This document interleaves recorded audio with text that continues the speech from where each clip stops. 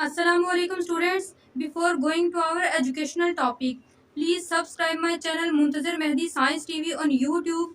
Press the like button and share this lecture to your friends and classmates who have no access to it to add in their science education. And those students that are preparing privately can benefit from our channel very effectively. Let's come back to our topic. Now we will conversation about the ATP. Students, as I have used this term a number of times in my previous lecture videos, so today we will see that what is ATP and from which components this ATP is made from. And in this tutorial video we will also discuss the functions of ATP. What is ATP synthesis processes and how an ATP molecule is degenerated or how an ATP molecule is recycled. So students, in this video we will consider all the aspects of ATP. Students, first we see what is ATP. The answer is that, dear students,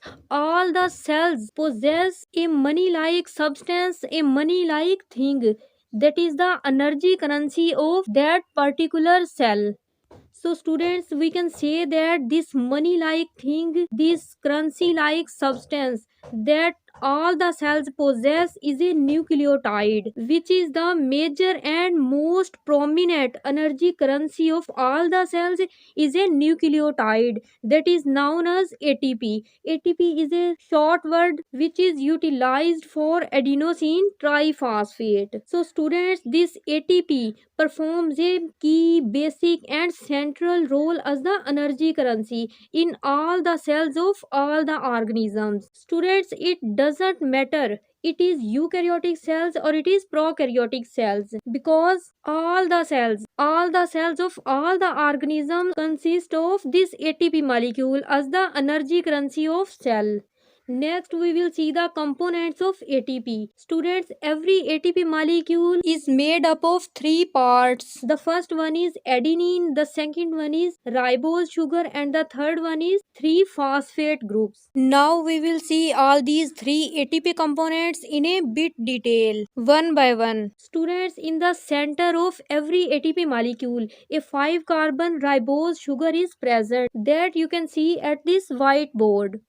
Students, this is the same 5-carbon ribose sugar that is also present in the DNA or RNA nucleotide. As I have already prepared a video of DNA and RNA nucleotide for you, from which you can clearly watch and understand all the detailed structure of DNA and RNA nucleotide, all the explanation of adenine and other nitrogenous bases such as guanine, thymine, cytosine and uracil nitrogenous bases, the chemical formula and also the chemical structure of adenine nitrogenous base. From that video you can clearly understand. So this adenine is the same adenine molecule, same adenine nitrogenous base that is used to synthesize DNA or RNA nucleotide.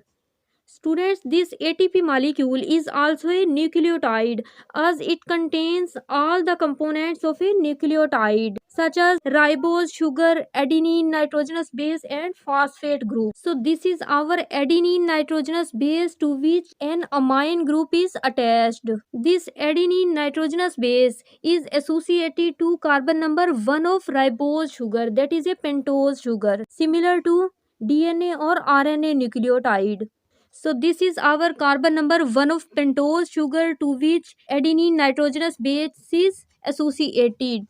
Next to carbon number 1, carbon number 2 is present. To next carbon number 3 and carbon number 4 and carbon number 5 is attached to this pentose sugar.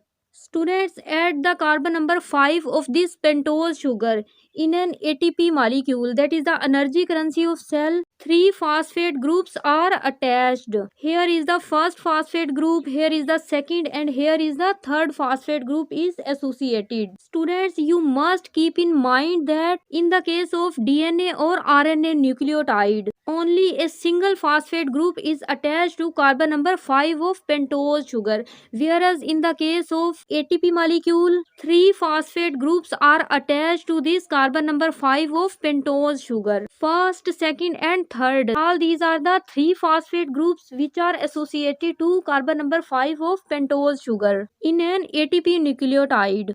So students, we can see that this adenine is an organic molecule that is composed of two carbon nitrogen rings. This ribose sugar is a 5 carbon pentose sugar whose first carbon is attached to adenine nitrogenous base, whereas whose 5 carbon is attached to phosphate group, 3 phosphate groups. So these 3 phosphate groups lie in a linear chain in the form of a straight chain.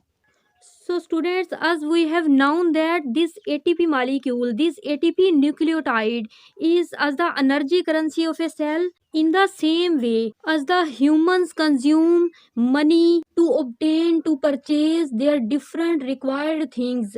So the cells synthesize this ATP molecule, this energy currency nucleotide, for performing their different functions and jobs and for preparing their different products and their different materials, which we will discuss later. Students, till now these phosphate groups are independent because these are not associated to each other with the help of any bond. So now we will see which bond is present, which bond is associated, which bond is located in between these phosphate groups. Students, it is the covalent bond that is associating all these three phosphate groups with each other. This covalent bond is represented with the help of a symbol that is known as tilde. This covalent bond is a high energy bond which have a large amount of energy trapped in them. Students, this energy is not present in the bond itself because it is the property of the entire molecule, whole ATP molecule. Students, the energy which is trapped in between these phosphate groups in these phosphate bonds is also liberated when these phosphate bonds break. These high energy covalent bonds have low activation energy and break easily. Students, the splitting of only one high energy phosphate bond liberates about 7.3 kilocalories per molecule of ATP, which means that when this outermost phosphate bond is broken down from its other two phosphate groups, then it liberates about 7.3 kilocalories of energy for only one molecule of ATP. We can also prove this statement with the help of this equation. When an ATP molecule chemically reacts with water, then it will produce adenosine diphosphate along with pi. This pi is representing the inorganic phosphate. In addition to ADP and inorganic phosphate, this reaction also releases energy. This energy will be in the quantity of 7.3 kilocalories per molecule. Students, this energy which is generated from this ATP molecule is sufficient to perform most of the cell's inorganic reactions. Students, in a typical energy reaction, only the two outermost high energy phosphate bonds will break. When this reaction takes place, then ATP will be converted to ADP. In some cases, this adenosine diphosphate is again hydrolyzed to produce AMP, that is adenosine monophosphate, meaning that in adenosine monophosphate only one phosphate group will be present. We understand it with the help of this equation. When ADP will react with this water molecule, then this reaction provides adenosine monophosphate along with inorganic phosphate. This reaction also releases energy which is in the quantity of 7.3 kilocalories per molecule. Students, all the cells possess a storage of adenosine diphosphate and inorganic phosphate so that they will synthesize adenosine triphosphate, which is the cell's energy currency to perform a large number of functions as long as a cell is living. All the cells of all the organisms also possess these ATPs so that they will perform all the functions, all the jobs of all the cells of all the organisms. Students, next we see the recycling of ADP to ATP. as we have known that ATP is continuously broken down into adenosine diphosphate plus inorganic phosphate to initiate most of the cell's energy requiring procedures. Due to this happening, all the animals become enabled to perform all of their biological works, all of their internal functions. Students, ATP cannot be accumulated in a cell for a long period because when once it is synthesized, it lasts only for a few seconds before it is utilized to perform all the biological functions and all the biological jobs of any organism cell. So all the cells continuously recycle ADP along with inorganic phosphate with the help of that energy which is derived from the foodstuff and from other stored fats and starches. Students, suppose it is our adenosine diphosphate molecule in which two phosphate groups are joined together. For its conversion to ATP, an inorganic phosphate molecule is added to this adenosine diphosphate in the presence of an energy that is 7.3 kilocalories that is derived from foodstuffs and other stored fats and starches. So by the release of water molecule, this adenosine diphosphate along with inorganic phosphate is converted into this adenosine triphosphate, that is ATP molecule. And if we want to convert this ATP molecule into ADP, then this ATP molecule will take this water again by the releasing of this inorganic phosphate in the presence of an energy which has the amount of about 7.3 kilocalories. This ATP molecule that possesses three phosphate groups is again converted to